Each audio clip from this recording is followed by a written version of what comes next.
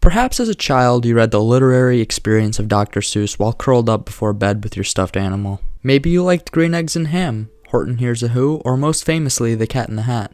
However, while Dr. Seuss is nationally accredited with the production and artistic image of numerous beloved children's classics, Dr. Seuss had a darker, more private side to him that most often would be disregarded and left to collect dust in the shadows of Seuss's success. While it is often important to discuss the upbringing of an individual when analyzing their psychology, I think with this case it is important to look at his art the way it is. It is often fun to guess what an artist's intention were with a particular piece of art. However, with Dr. Seuss, I think we can redirect our focus from trying to guess what Seuss was portraying with his paintings towards creating our own decisions for ourselves, but we'll get to that later. Before I start, I just wanted to say that Solar Sands actually did a great job uncovering Dr. Seuss in his entirety, discussing his background as well as the effect that Dr. Seuss's work can have. However, I think one aspect that Solar Sands failed to cover was the importance of Dr. Seuss having additional artistic ability outside of his published books. Dr. Seuss began creating his legacy as early as 18 years old when he moved to Dartmouth College, becoming the editor-in-chief of the university's comedic magazine, Jack-O-Lantern. However, Seuss met his first hiccup as he was punished for violating the prohibition laws at the time, demonstrating how long ago Seuss's youth was in contrast to our current year, 2021. Despite being eliminated from the magazine staff, his work was still a popular portion of the magazine, allowing him to continue his work under the alias Seuss. Seuss continued to Oxford in England, where he eventually dropped out at 23 years old and returned to America to pursue cartooning full-time, pursuing political propaganda, product advertisement, and eventually children's books. However, despite being involved in various forms of artistic expression through business opportunities, Seuss's work remained consistent, rarely changing or diverging from his unmistakable art style. That is, however, until we begin to look at his work that was released after his death that we can begin to understand the depth of Dr. Seuss on a personal level. Seuss's paintings were broken up into various categories: special collections, illustration art, secret art and archive works, collection of unorthodox taxidermy, and the bronze tribute collection, each category with its own unique perspective on the Seussian art form. While each category has distinct differences from the others, it is my personal belief that Seuss's post-mortem art was meant to bind the turmoil that Seuss faced with himself and his life experiences internally. This same concept can be applied to most art, as everything that we do in some way, shape, or form reflects elements of our personal beliefs. However, I feel that Seuss's art was directed primarily for himself, not for the general population. While a large majority of aspiring artists try their hardest to present and sell their work, to Seuss, that was not of utmost importance. This is evident given the fact that his artistic expressions were not released until after his death by order of Seuss himself, implying that his work was meant to remain a secret for the duration of his lifetime, perhaps in efforts to prevent people from seeing him the way he sees himself.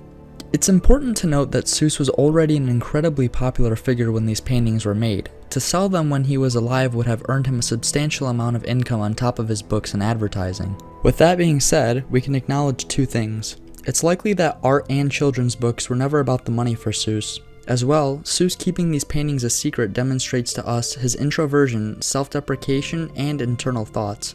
Thoughts that paint a significantly darker picture than the upbeat, child-friendly face that is often associated with Seuss. But this makes sense. Being a guy who is known for his motivational and uplifting children's stories and a general role model for the population, releasing his self-image to the public likely would have altered his public perception and perhaps done more harm for business than good. However, the art industry is notorious for elevating prices on art from artists who have passed away, but once again, if it wasn't for the money, why did he release the paintings?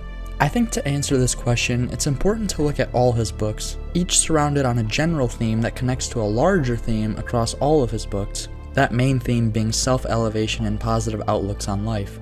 Even his most famous quotes are centralized around that theme, finding meaning in life and in yourself. So what would stop Seuss from following his own message?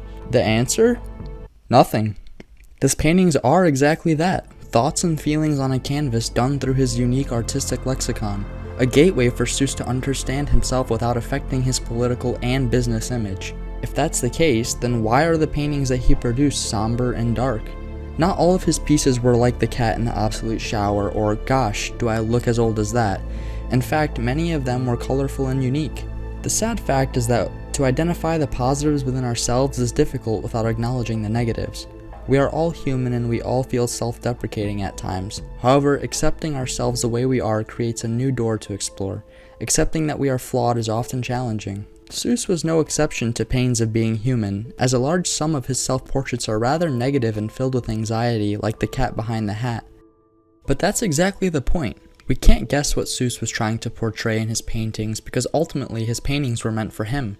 They were his form of escaping his persona as Dr. Seuss and returning back to Theodore, analyzing and attempting to correct the flaws he sees in himself while keeping an equal balance of positivity. Seuss's literary career as an author teaches children around the world to embrace themselves with love and compassion, the same love and compassion that he fails to give himself from time to time.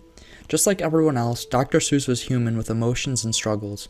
His artwork continues a story of the humanitarian struggle, outlining the effect that emotions and self-hate can have on an individual.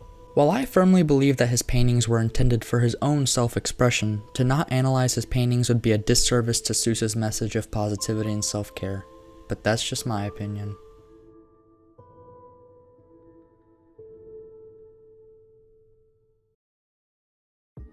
What's going on, guys? You're still here? Well, while you're here, you might as well subscribe and like the video. I mean, you know you're gonna be back. You might as well. It's right there.